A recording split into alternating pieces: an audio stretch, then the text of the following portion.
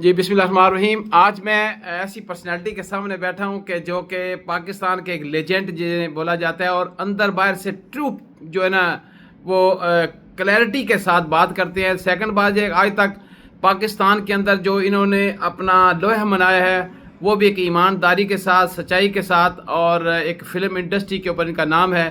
ایک ایسی پرسنالٹی ہیں جو ہمیشہ سے ایک کانسٹنٹ پرسنالٹی رہے ہیں. تو میں آج ان کے پاس بیٹھا ہوں, ان کے ڈرائنگ روم میں.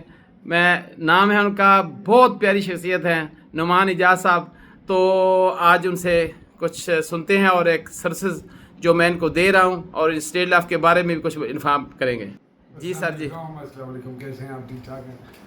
طارق شیخ صاحب جو یہ انٹرویو یا جو بھی بات کر رہے ہیں, ہم چھوٹے بھائیوں کی طرح ہیں اور ہمارا تعلق پچھلے 17 سال سے ہے.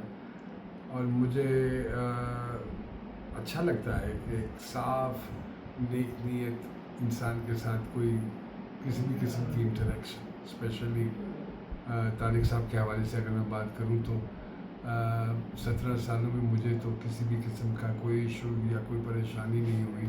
اور ایک اتنا ٹرسٹ اور ایک بلیف ہے کہ پالیسی جو بھی انہوں نے مجھے سمجھائی ہے جتنے اچھے اور بہتر طریقے سے, کہ میں یہ انشورنس والا آدمی نہیں تھا لیکن بنوا لیا انہوں نے, گھیر لیا مجھے.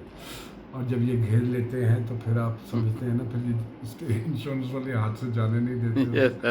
سو الحمدللہ ہمیں 17 سال ہو گئے ہیں ساتھ میں, اور نہ مجھے کبھی ان کی طرف سے کوئی پریشانی ہوئی اور نہ ان کو میری طرف سے کبھی کوئی پریشانی ہوئی, کیونکہ پالیسی کا چیک میں کئی دفعہ سائن کر کے چھوڑ جاتا ہوں. اور طارق بھائی بھر لینا جنی رقم بھرنی ہوئی, میں نے یاد نہیں کہ کنی ہونی. یس سر. ایبسنٹ مائنڈیڈ آدمی. So we never had any kind of an issue. House of insurance کے نام سے انہوں نے اپنا ایک کنسلٹنسی بھی کھولی ہے اور ایک اپنا آفس بھی کھولا ہے, اور میں ان کو اس بات کی مبارک دیتا ہوں. اور آج اتفاق کی بات ہے کہ آج ان کا جاب کریئر ختم ہوا ہے.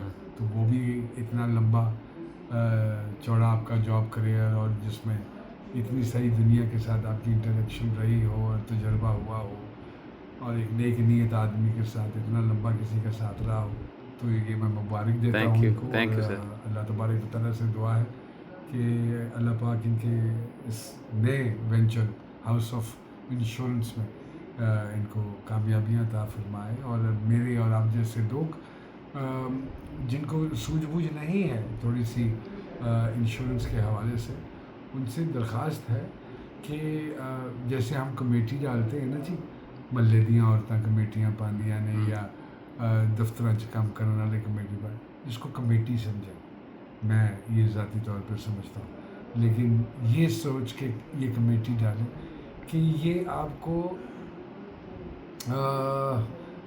آخری کمیٹی ملنی ہے.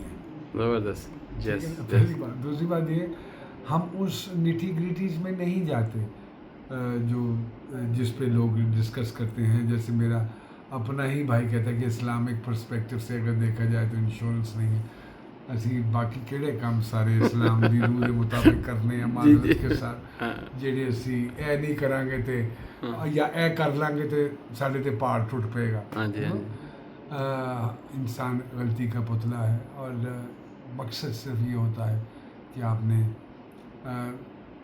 اپنے جو نامنل جو آپ کماتے ہیں یا انکم ہے آپ کی, اس کا کچھ حصہ کسی ایسی جگہ لگا دینا کہ آپ کے, کیونکہ اب جو حالات ہوتے جا رہے ہیں اس میں نہ آپ گھر خرید سکتے ہیں, نہ آپ کوئی ایسا پراپرٹی خرید سکتے ہیں اندر 2 نمبریاں نہ آپ کریں. سو یہ ایک اس طرح کی کمیٹی ہے کہ آپ نے تھوڑا تھوڑا کر کے کر لیا, اور اپنی اولاد کے لیے یا اپنے اہل خانہ کے لیے. زندگی موت تو میرے اللہ کے علاوہ اور کوئی اس کی پیشن گوئی نہیں کر سکتا, اور اسی کے اختیار میں ہے, اور جانا بھی اس کے پاس. تو ہر انسان یہ سوچتا ہے کہ یار میرے جانے کے بعد میری اولاد کا کیا بنے گا, میرے بیوی کا کیا بنے گا, کسی کے آگے اس کو ہاتھ نہ پھیلانا پڑے. By keeping all these things in your mind, کر لیجیے, دیکھ لیجیے. میں آپ سے آپ کو پرزور طریقے سے نہیں کہہ رہا کہ you should become a part of insurance, but there is no harm in giving it a thought. And rest is purely up to you. یہ آپ پہ ہے. Thank بس مجھے ایسے لگتا ہے کہ میں بھی یہی کہ کر لینا چاہیے. ایک تھوڑی سی سینس آف سیکیورٹی ہے اور اس کے علاوہ کچھ نہیں ہے. باقی ہم سب اپنے اپنے ڈیڈس کے خود جواب دہ ہیں. سو اللہ تعالیٰ سے سب کے لیے اچھے کی امید. اللہ پاک ہم سب کو اپنے حفظ و امان میں رکھے اور میرے بھائی طارق کو کامیابیاں اور کامرانی عطا فرمائے. Thank you very much, Numan bhai. Best of luck. Thank you very much.